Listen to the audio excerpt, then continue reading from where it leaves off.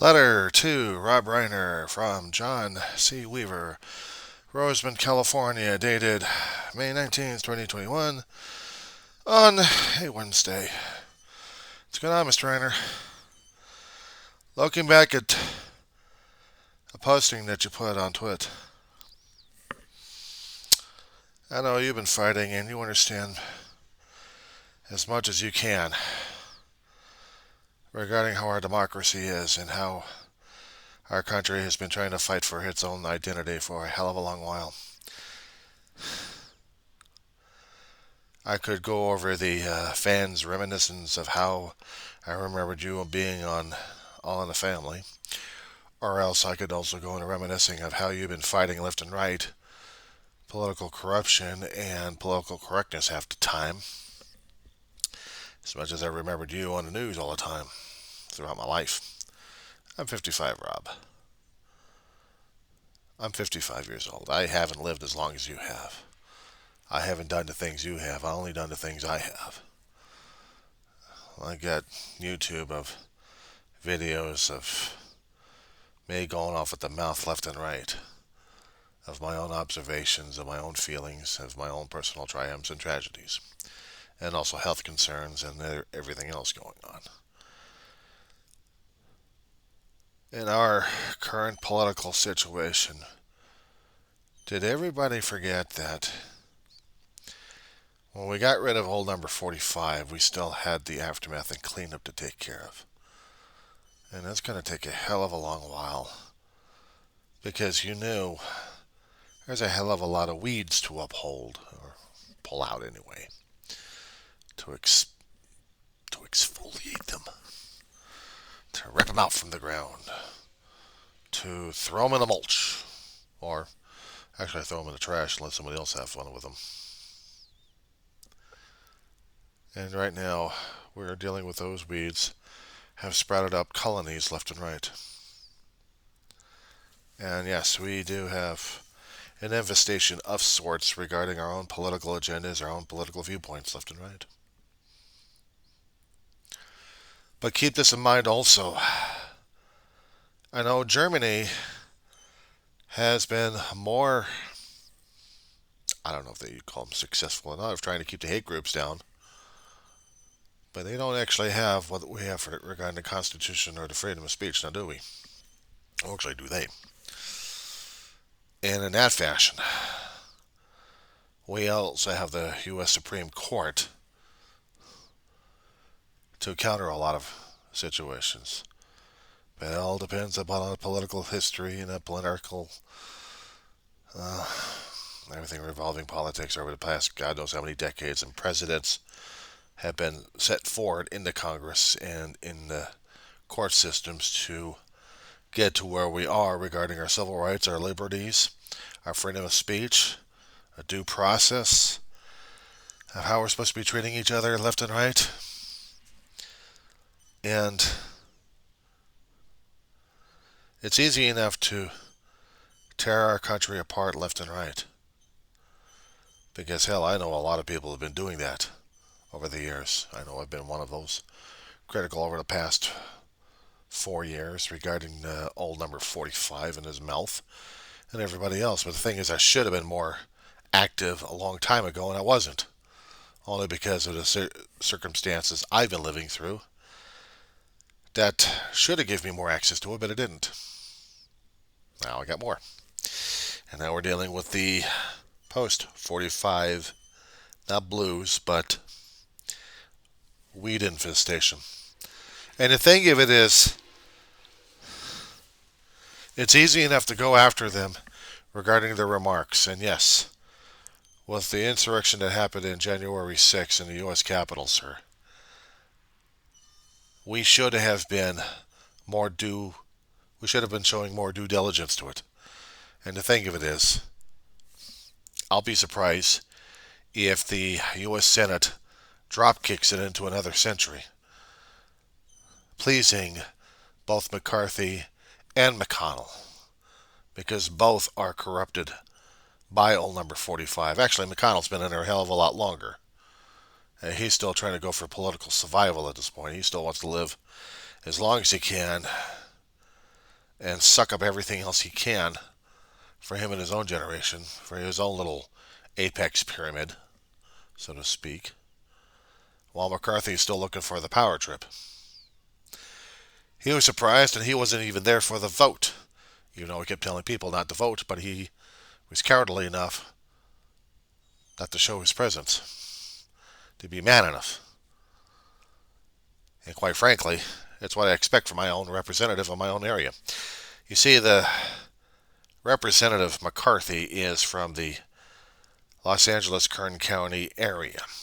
He represents that portion of it, which includes portions of Lancaster and Rosamond, and Mojave, and Bakersfield area. There's a swarthy chunk in there somewhere. Somewhere in the Palmdale, Lancaster area, we've also got a Democratic one, or else we've got a different lunatic in there too, but he is not as colorful or power-mad hungry as our current GOP leader, or so-called leader. And unfortunately, in the town I live in, Mr. McCarthy, Mr. Reiner, forgive me for that faux pas, sir. You are no McCarthy, you are no McConnell. You are Mr. Robreiner. And I have to keep remembering that. My apologies, sir. I live in a town of conservatives. I live in a town of conspiracy nut jobs left and right. There are very few people in here that actually do have common sense on our heads. But stay the hell away from the damn Pandora's box of politics, which is scattered all over the place like landmines. All someone's got to do is touch on a word or a phrase or something, and then boom. We're off to the races, boys and girls, and here he comes. Now we got to get into combat with people left and right, because their opinion matters more than everybody else's. But that's the problem with our democracy, isn't it? This is what Aristotle kept trying to tell us, because in a form of democracy, we have people with a hell of a lot of difference of opinions at this point. But we cannot give one group more precedent than anybody else. It's like mob rule at this point, and it's the thing we don't want. The major reason why, theoretically, why in the Federalist 10, what was it, the Federalist 10? Right, written by Hamilton. He was trying to make an indication to us that we have to have an imbalance like this. We have to have a cup and saucer. I think also Jefferson was making that kind of point as well. The House of Representatives has to be the cup, the hot cup of tea, while the Senate, the U.S. Senate, has to be the saucer that cools off the hotheads in the House of Representatives. The representatives only have a 2-year hitch, and they have to keep getting reelected, as you know. And you also know about the U.S. Senate doing every 6 years. And these guys are battling it out left and right. And when we did have an old number 45 in office for the first 2 years, what the hell was going on during that time? They were blame. Nothing got done. We have to blame this, we have to blame that, we have to blame. We have to make sure that America is great. We have to make sure America is great again. We have to build up this party. And yes, it was a lovely insanity, wasn't it? Well, we have people around here in my town having a gay old time losing their minds over it, thinking that there's a government conspiracy and everything. And they even say so openly on the Facebook posting of Ian Roseman. Yes, I'd label these guys this way. I've also gone after them in the past few years. But I discovered one thing. I like staying in one particular area long enough where I can actually put down just a little bit of roots. Despite the fact I've got everybody else who feels the same way as Trump does, living on the west side, while I'm on the east side, dealing with the people trying to look for cheaper rent at this point over here, still trying to find jobs, and trying to make a miserable way through life. Meanwhile, you got the prosperous folks living on the west side of Roseman, doing just fine and complaining bitterly about the East Siders all the time. Not realizing that some of the East Siders are also part of the West Siders mentality. And I've been living here for a hell of a long while, including some of the trailer homes that are living across the street from my own apartment building, who's been here for over 15 years. But the trailer home's been over there for about 30, 40, maybe 50 years. Giving you a little bit of a perspective of where I live and what the people are like sometimes. But then again, it's my own personal observations, not completely and not totally accurate. But this is how we're looking at things, isn't it, Mr. Reiner? I have tried to explain to people throughout the years, for the past couple of years since I've been on YouTube, what perception, what context is, what perspective is supposed to be. Goes in one ear out the other ear because I talk too damn long. Not short, glib sentences where people can actually get through it, but actually a long lecture series where they can drive them crazy. You try being a college student and let's see how you try to keep things under 5 minutes. It's not that easy, especially when you have to keep cramming things down people's throat in 5 minutes because that's their own attention span. It's not my problem. And I'm not catering to that. Because if they actually had any stamina, mental stamina, they'd be able to understand and listen to what's been going on around them. But no, they want blipverts. Surely you remember that terminology, Mr. Reiner. Blipverts from the 1980s? Max Headroom show, does that ring a bell? Everything compressed. Our logic, our reasoning, everything has to be compressed. Because our brains can't stand it. We've gotten lazy these days, Mr. Reiner. And I do believe we need to get our ass kicked royally more than once. Because in pain, we have to learn how to grow. Otherwise, we're not going to be growing. We're going to be a steady state. And regarding the Trump party that we've got right now, masquerading, or not even, just outright replace the GOP entirely. Well, they are our pain. They are the pain. They are the pain to the quote-unquote dangerous leftist liberals. We're extremists out there. We're socialists. We're communists. We're out there to rule the world. We're going to be coming over here with our chips and our dogs. We're coming over in Black Hawk helicopters. Oh yes, we're coming into your home, Mr. Reiner. We're going to be telling you what to do at this point over here. And oh yes, we have a nice little biological infestation to give you at this point. Now we're going to tell you how to live. You know what drives me crazy more? You know what drives me crazy more, Mr. Reiner? Listening to all this stuff and almost believing the crap. Almost. There's such a thing called critical thinking. Apparently you've heard of it too many times in your lifetime. And I've heard it. I even had a French professor who teaches over at our school who's tenured. He teaches in Philosophy 101. He drives even our philosophy staff insane because his own viewpoints flunks a lot of students and very few people can actually get his illogic. Now, somewhere in his illogic, there is logic in it. That not many people can actually follow it, not even me. I thought I was illogic, but he reminds me too much of the damn Trumpsters out there. A negative times a negative is supposed to be a positive in mathematics, right? No, negative plus a negative, or negative times a negative, regardless, is a negative. It's not a positive. So the conclusion that we have, well, basically what we're dealing with. We have to deal with the Trump party as fast as we can with facts and figures, and we have to deal with the followers as such. We cannot turn a blind eye to the process that we had sworn an oath to in more than one way. You may not have done military service, or if you actually had been a volunteer in certain programs that served veterans in one way or another, even off programs doing that, then you understand what an oath to the country, what an oath to loyalty, what an oath to the principles that were set down, imperfect as they were created back then, as they are today. See, the problem is, Mr. Reiner, as I look at it, we think it as a Constitution as perfect. We both know if we actually studied U.S. history, that damn thing was created as an imperfect, incomplete compromise to satisfy a hell of a lot of states out there who wanted a little piece of here and a little piece of there, and it came out whopper job.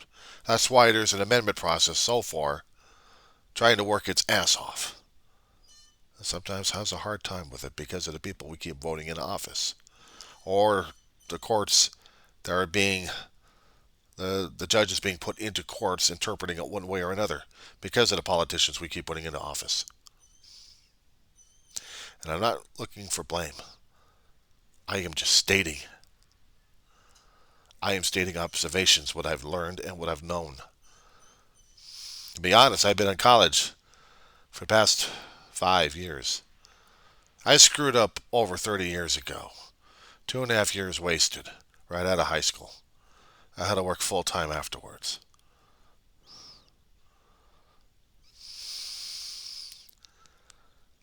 After having some setbacks in my own damn life,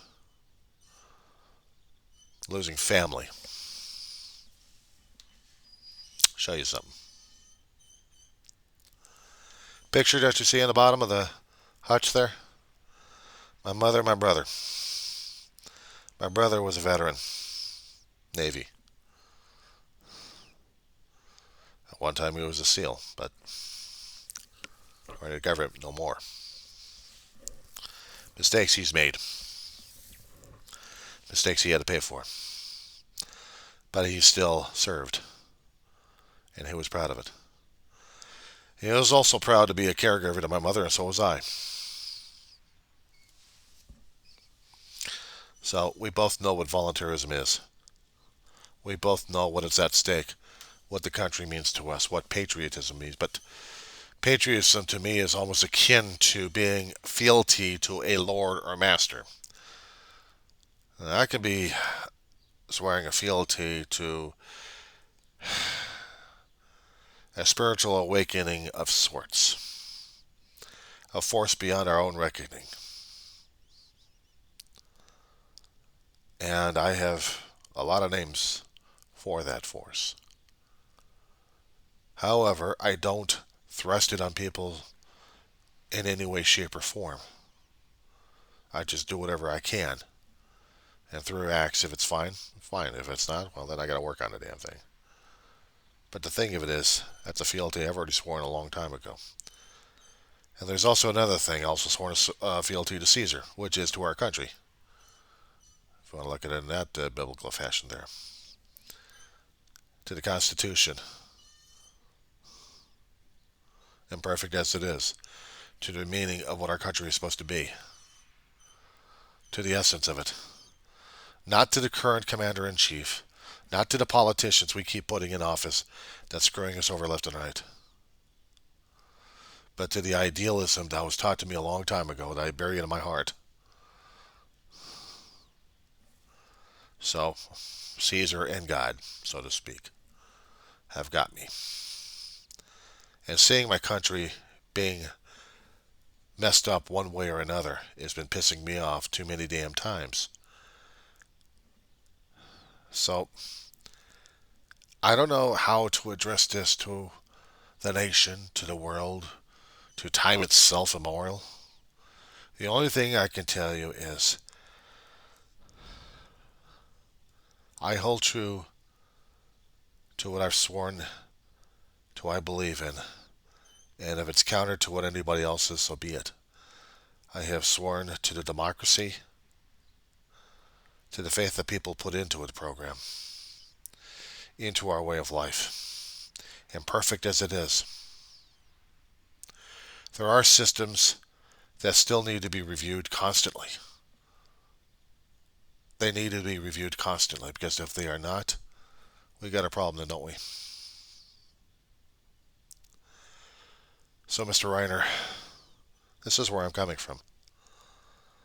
I had studied U.S. history a long time ago, and I know history has changed a hell of a lot over the past 35 plus years since I had it in public education and also through college. And to be honest about it, In college, I was only studying English history because I wanted to find out more about my heritage, but not about U.S. history as I should have, or kept up with the political science back then. I understand a little bit of the basics, but not entirely. These days, the game has changed. The whole scenery has changed. And it constantly changes right now as it is. And the only thing I understand more about it, it's all about ego. It's all about ego. We give our consent to be governed. But the thing is, we got to vote the idiots in office to be governed by. Because theoretically, we're supposed to be putting our faith and trust into the idiots we keep putting in office. They're supposed to be, quote unquote, guiding us, helping us, and working with us to make our lives a hell of a lot better. And then we got other people that says we don't want a stronger government, we want a weaker government. We want stronger businesses because they're the better ones. I don't believe in a laissez-faire economy, nor do I believe in that kind of politics. But I don't believe in an authoritative, dictatorial government system either. I believe in a representative democratic society, which means we have to vote in the idiots to represent us, our best interests, both in the Senate and in the House of Representatives. And that way, hopefully, we're able to get something done. And then we still have to have a political leader to be a shining example to everybody else, or at least be an example, at least. We had good ones, we had lousy ones. And then we had 45. You can't get any more in the sewers than that one.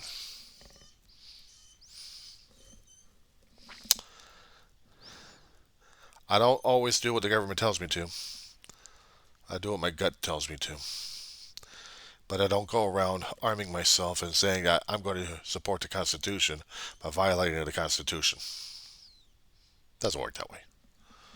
No, my weapons are my words. A command of an English language, hopefully that I can still work with. And a willingness to work with people if they're willing to work with me.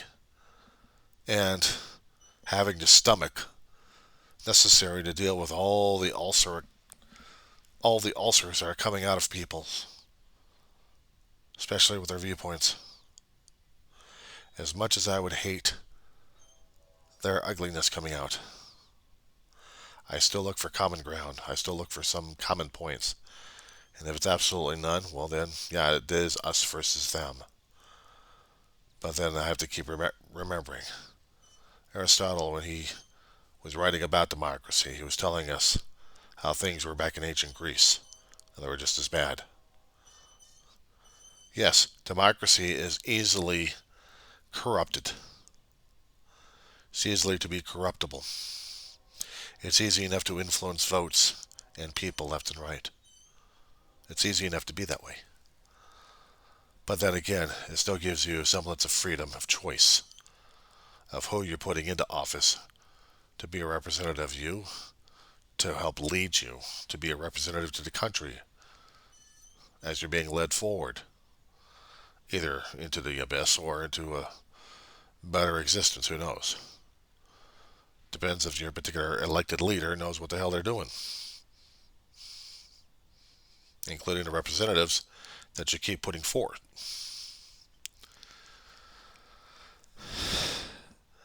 I guess that's all I got to say at this point. I'm going to be boring the living crap out of people at this point.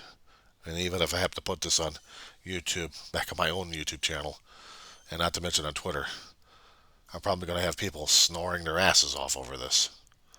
Simply put, I put people to sleep. I talk too damn long. And you know what? I really don't care, because I heard the pundits talking their asses off left and right. At least you go to commercial breaks. I don't. I'm worse than a academic professor at times. And then again, I am more charming than the academic professors I've run across, both on media and in the classrooms. So I guess I'm even. Take care, Mr. Robreiner, sir. And I could say Mother Schwartz be with you, but you were never in Spaceballs. Of course, I could look at you differently if you were looking at Archie Bunker, but then again, I'm no Archie, and you're neither Archie either, so we can't do that one either. The only thing I can tell you is I'll see you soon, one way or another. And I hope we'll have a better conversation. Take care, Mr. Reiner.